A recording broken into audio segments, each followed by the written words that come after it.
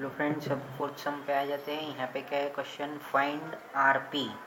क्या फाइंड करना है हम लोगों को, आरपी और पीएस फाइंड करना है using information given in triangle PSR. अब देखो फ्रेंड्स, यहाँ पे हम लोगों को एक राइट एंगल दिया हुआ है, एंगल एस है 90 डिग्री। अब ये कितना दिया हुआ है हम लोगों को, 30 डिग्री दिया हुआ है। तो हम लोग बोल सकते हैं ये रिमेनिंग एंगल कितना हो जाएगा, 60 डिग्री हो जाएगा। ठीक है ना, क्यों? क्योंकि एक ट्रायंगल कितने डिग्री का होता है, 180 डिग्री का होता है। तो ये 90 हो गया, ये 30 प्लस 60 90, 90 प्लस 90 कितना हो जाएगा, 180 डिग्री हो जाएगा।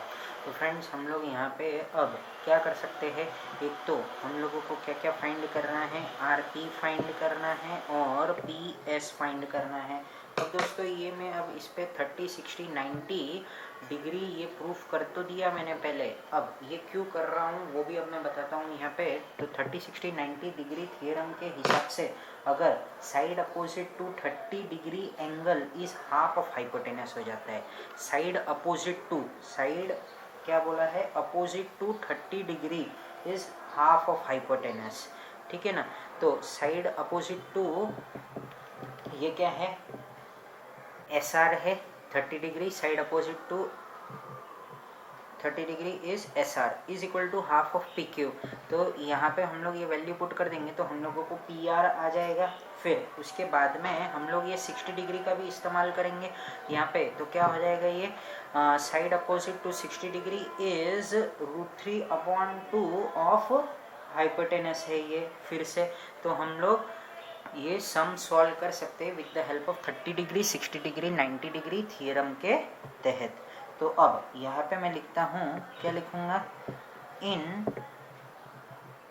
Triangle P S R. ठीक है ना, angle S is equal to how much, 90 degree. ये कहाँ से पता चला है हम लोगों को, गिवन से। और angle P is equal to कितना है, 30 डिग्री। ये भी हम लोगों को कहाँ से पता चला है, गिवन से। तो क्या हम लोग इसको 60 डिग्री नहीं बोल सकते हैं? क्या है ये हमारा रिमेनिंग एंगल।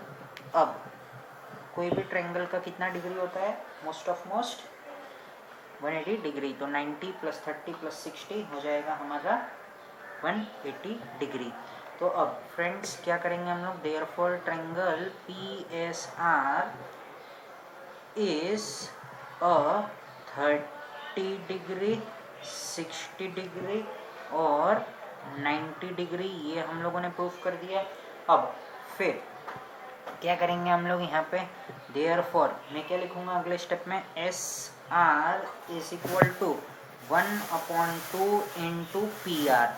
अब देखो फ्रेंड्स, हम लोगों ने ये क्यों लिखा है, तो एस आर ये क्या था, side opposite to 30 degree is half of hypotenuse, तो वही लिखा है मैंने।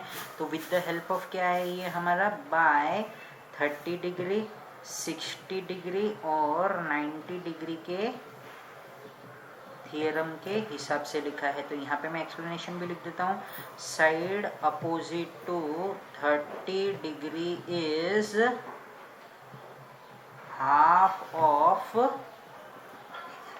हाइपोटेनस। ठीक है ना, तो ये हाफ है हमारा हाइपोटेनस का। एस आर कितना हो गया, 6 इज इक्वल टू 1/2। ये कितना है हमारा, पी आर है। पी आर हम लोगों को फाइंड करना है। तो 6 2 क्या हो जाएगा, 12। तो मैं अगले स्टेप में लिख सकता हूँ P R is equal to क्या हो जाएगा, ये 6 2 12। तो ये कितना हो गया, 12 यूनिट्स आ गया। तो पी आर का वैल्यू हम लोगों ने फाइनली फाइंड कर लिया है। वैसे ही हम लोगों को क्या करना है, अब ये जो हम लोगों ने 60 डिग्री यहाँ पे लाया था, तो side opposite to 60 degree is √3/2 of क्या बोलेंगे हम लोग, हाइपोटेनस। हाइपोटेनस अभी अभी हम लोगों ने फाइंड कर लिया है, जो कि कितना है हमारा, 12 है। तो अब फाइनली मैं इसको लिख देता हूँ फटाफट। तो क्या लिखूंगा मैं यहाँ पे, तो हमारा डायग्राम क्या था जरा देखो। तो मुझे क्या लिखना पड़ेगा, P S side opposite to 60 degree, P S is equal to √3/2 into क्या लिखूंगा मैं, पी आर। ठीक है ना, तो मैं ये फटाफट लिख देता हूँ यहाँ पे, P S is equal to √3/2 into P R. ठीक है ना, ये लिखा हम लोगों ने। फिर पी एस हमारा इतना है √3/2 इंटू ये कितना था हमारा 12 था, तो 2 1 2 2 6 12। इससे पहले ये कहाँ से आया, तो हम लोगों को ये आया 30 डिग्री 60 डिग्री 90 डिग्री के थियरम से आया हुआ है। फिर उसके बाद में क्या लिखना है हम लोगों को, side opposite to 60 degree is √3/2 of hypotenuse. ये एक्सप्लेनेशन के लिए लिख रहा हूँ मैं। फिर ये क्या हो जाएगा हमारा P S is equal to कितना आ जाएगा 6√3 यूनिट्स। सो फ्रेंड्स इसी के साथ में हमारा ये सम कंप्लीट हो चुका है सक्सेसफुली। अब आ जाते हैं हम लोग सम नंबर 5 पे, जो कि कंप्लीट द फॉलोइंग एक्टिविटी वाला है, तो जो कि बहुत ही इजी सम है। तो फ्रेंड्स हम लोग क्या करेंगे, for finding AB and BC with the help of the information given in the figure complete the following activity। ठीक है ना। अब AB is equal to BC, ये क्या है, इक्वल है। ये क्या किया हुआ है, देखो इक्वल का साइन है, तो मतलब ये क्या है हमारा, जाहिर सी बात है गिवन है। ठीक है ना। एंगल BAC, अब देखो फ्रेंड्स हम लोगों को क्या बोला गया है मालूम है क्या, ये 90 डिग्री है।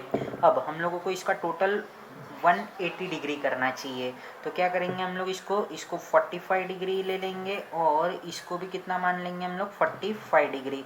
तो एंगल BAC कितना हो जाएगा हमारा यहाँ पे 45 डिग्री हो जाएगा। फिर अब यहाँ पे क्या बोला है मालूम है क्या, अब ये क्यों हम लोग इसको दोनों को 45 डिग्री अज्यूम किया है, तो उसका सबसे बड़ा क्ल्यू यहाँ पे है।